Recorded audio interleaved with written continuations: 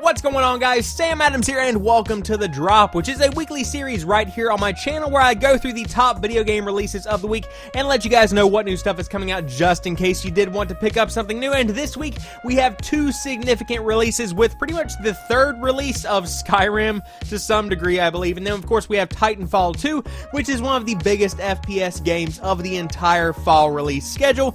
And we are right in the thick of it with Battlefield 1 coming out last week. Pretty much every week since No Man's Sky, there's been something significant, or at least semi-significant, coming out. So without further ado, let's go ahead and jump into what new games are coming out this week.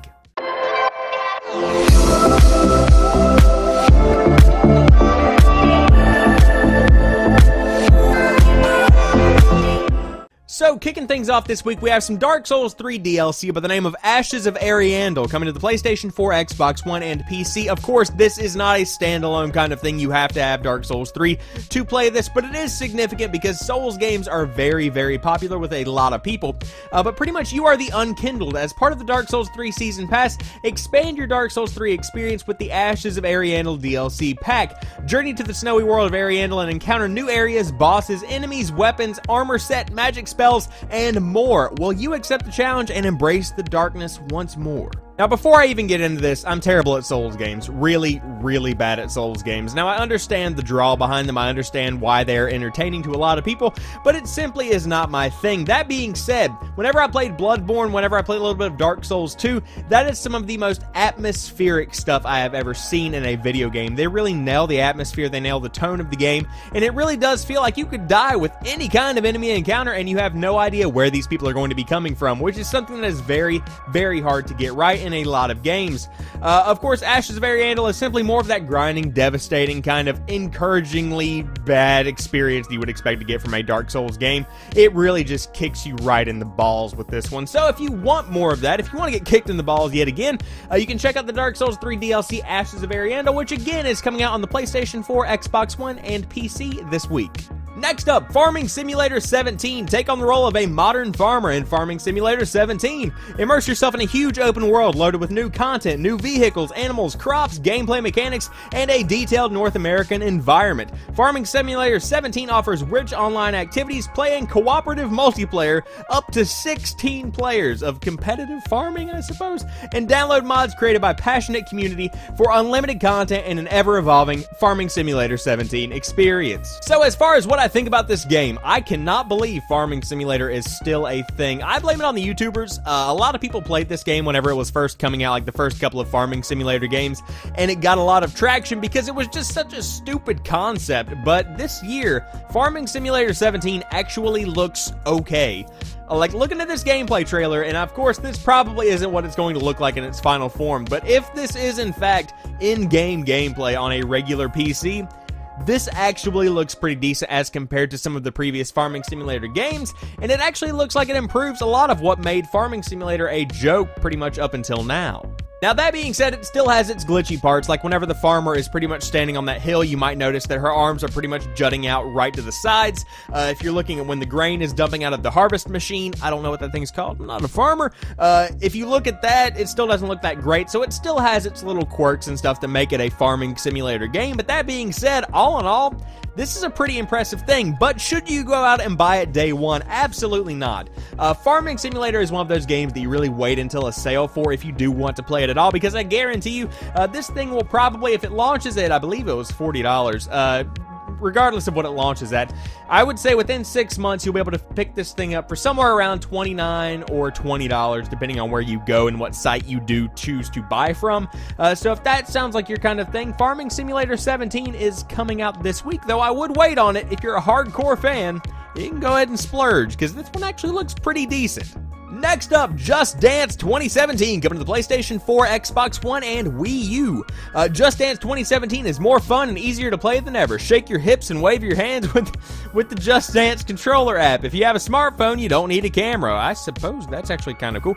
Pull out your phone and get it started with hot tracks like Sorry by Justin Bieber, Lean On by Major Lazer and DJ Snake featuring M with an O/ through it, Cheap Thrills by Sia featuring Sean Paul, Daddy by Psy, he did Gangnam Style featuring Cool, and many more. So this just goes to show how out of touch I am. Every year I know fewer and fewer artists that are included, and this year it's got a new record. I know 3 of the artists, which are Queen, Ariana Grande, I don't even know how to say that, and the Major Lazer Snake, where it's like Lean On, you know, that one that was pretty much played constantly whenever it first came out.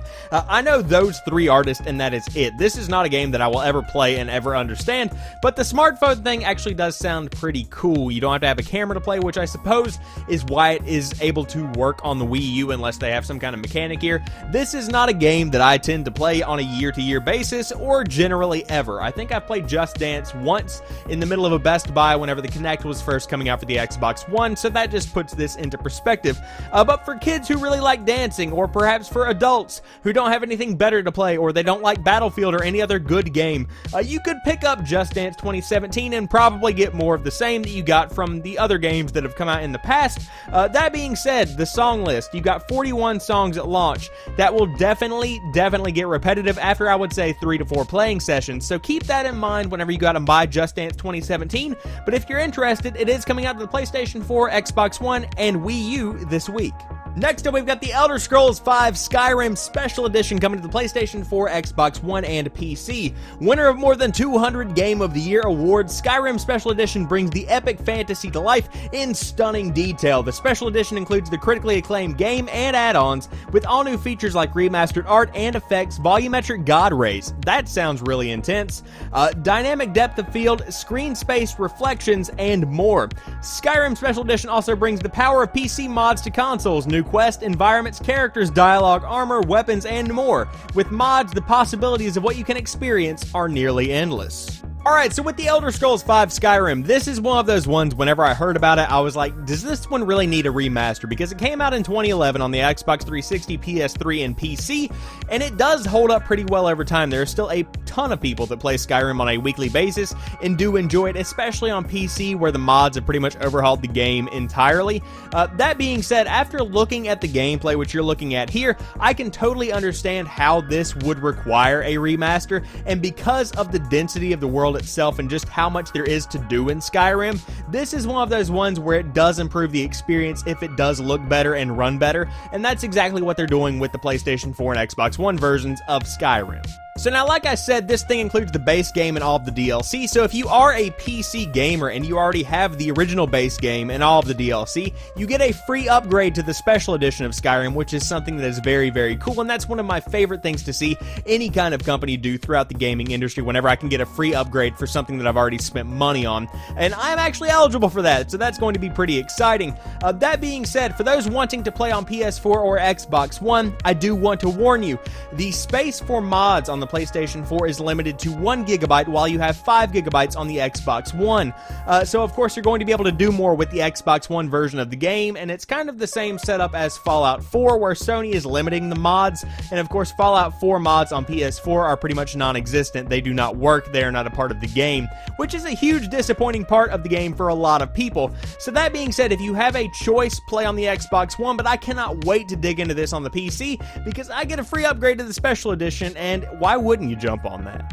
Next up, World of Final Fantasy is coming to the PlayStation 4 and the PlayStation Vita. Embark on an adventure unlike any before to an all-new World of Final Fantasy with charming, stylized visuals for both the young and the young at heart. That was a very clever way to say old. Players will collect, raise, and battle iconic monsters by stacking them to form adorable yet strategic monster towers. The memorable legends of Final Fantasy come to life in this imaginative, colorful world as an epic story fit for the smallest of heroes unfolds. Alright, so as you guys can see by this trailer, this is a weird-ass art style. This should not be my kind of thing, though I do admire what they're doing with this art style, and I feel like this is the reason that it runs well on both the Vita and the PlayStation 4. So with this art style, you can really make a game shine on the PlayStation 4 because it doesn't take much power to run this. Now on the Vita, the art style is simple enough to where you can kind of downgrade a couple of things here and there, but the experience itself is pretty maintained because you're not trying that hard to begin with. That is a clever way to get your game running well on both the PlayStation 4 and the Vita.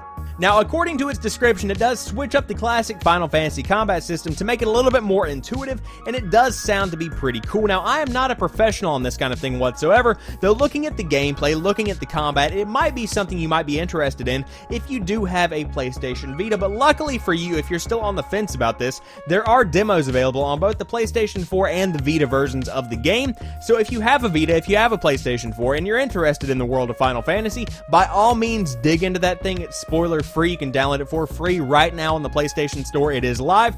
So go do that, give it a shot, see what you think, and you might want to pick up Final Fantasy, or World of Final Fantasy rather, which is coming to the PlayStation 4 and Vita this week. Next up, Titanfall 2 is coming to the Xbox One, PC, and unlike its predecessor, the PlayStation 4 as well. Titanfall 2 will deliver a crafted experience that explores the unique bond between man and machine. Playable offline, the single-player campaign in Titanfall 2 will let fans step out onto the frontier as a militia rifleman with aspirations of becoming an elite pilot. Stranded behind enemy lines and facing overwhelming odds, players must team up with a veteran Titan to uphold a mission they were never meant to carry out. All of this backed by a deeper multiplayer experience, Titanfall 2 delivers fast-paced action brimming with inventive twists. So what exactly do I think about Titanfall 2? Now this game, I played the beta of it for a good long while, and I must admit that I really enjoyed it.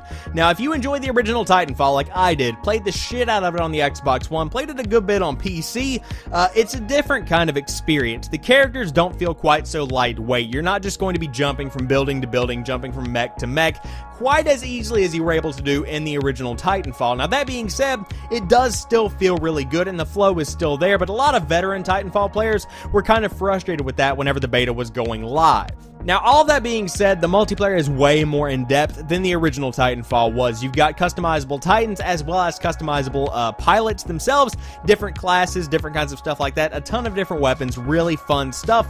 And if I were to put this right up there with Call of Duty and run them head-to-head, seeing which one would win, in my opinion, I feel like Titanfall 2 is a way more intuitive experience that does include that fast-paced gunplay. It does include that fast-paced wall running, and also, you got giant robots. And of course, the addition of a single-player campaign, which the original Titanfall did lack, is something that a lot of players have been wanting for a very long time. So again, if you enjoyed the original Titanfall, a little bit of a different gameplay experience, but the core mechanics are still there, and if you're looking for a new futuristic kind of shooter to play, as opposed to Battlefield 1, or weirdly Infinite Warfare, which is not good, I played the beta, it's okay, after thinking about it some more, not really my kind of thing. If you're looking for a futuristic thing, we'll just cut it dry right here. Titanfall 2 is probably your game for the rest of the fall, if I were to guess. So to wrap things up, a couple of honorable mentions. Minecraft Story Mode: The Complete Adventure is coming out this week, which includes all of the episodes as the name does hint at. Batman the Telltale Series Episode 3 New World Order is also coming out in addition to that. And on top of all of that, Dragon Ball Xenoverse 2 is coming out, which I know literally nothing about this game. I don't know anything about Dragon Ball except there's cool little glass balls that you can buy from my local gaming store. That being said, I've heard great things about the original Xenoverse, so fans of Dragon Ball, fans of the original, you might want to keep your eye out for that one. I just wanted to mention it in case anyone was interested. So there you guys have it. I hope you have enjoyed this edition of The Drop. If you did, drop me a like down below and let me know what new games are coming out that you might be picking up. Are you big on Titanfall 2? Have you really been looking forward to World of Final Fantasy or anything in between? Because those are two pretty major ends of the spectrum. And of course, Farming Simulator 17 is a must-buy for everyone, am I right? But if you are new to the channel, be sure to head over there and check out some of my other content, because I do upload new stuff like 3 or 4 days a week, depending on the week. So there's always something new right here on the channel when you drop by to watch some videos. But as for right now, I want to thank each and every one of you guys for watching this particular video. I'll talk to you soon. Peace.